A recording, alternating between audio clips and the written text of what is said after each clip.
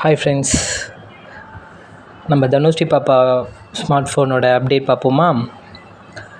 So நான் வந்து GPIO பின்க்கு respective LED connections வந்து கொடுத்துருக்கேன். மொத்தம் 5 ஃபீச்சருன்றதுனால 5 எல்இடி வந்து ஒர்க் ஆகுதான்னு சொல்லிட்டு இங்கே டெஸ்ட் பண்ணியிருக்கேன்.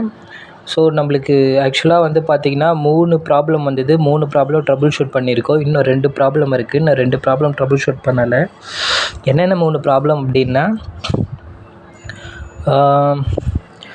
இந்த ESP32 மைக்ரோ கண்ட்ரோலரோட டிரைவர் வந்து இன்ஸ்டால் ஆகாமல் பிசியில் இருந்தது.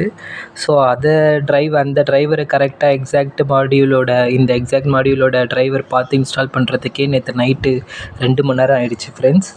அதுக்கப்புறம் என்ன ப்ராப்ளம் வந்தது அப்படின்னா, இந்த ஆம்ப்ளிஃபையருக்கும் இந்த டிஎஃப் பிளேயருக்கும் இந்த ஆம்ப்ளிஃபையருக்கும் சிங்க்ரனைஸ் ஆகாமல் இருந்தது. ஸோ அந்த வேலையை முடித்தோம். 3வது வந்து பார்த்திங்கன்னா, இந்த எல்இடிக்கும் ESP32 ஜிபிஐஓ பின்ஸுக்கும் ட்ரபுள் ஷூட் இருந்தது.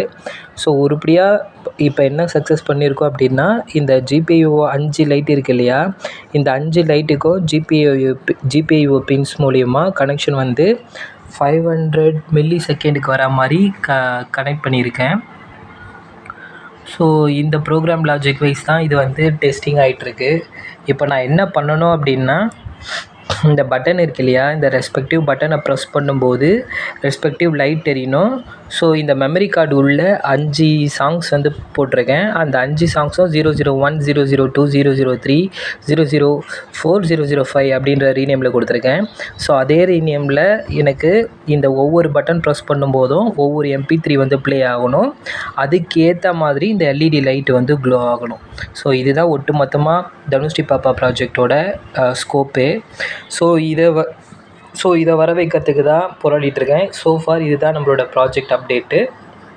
சீக்கிரமாக இன்றைக்கி நைட்டு உங்களுக்கு வேறு ஒரு அப்டேட்டை தரேன் ஃப்ரெண்ட்ஸ். பாய்.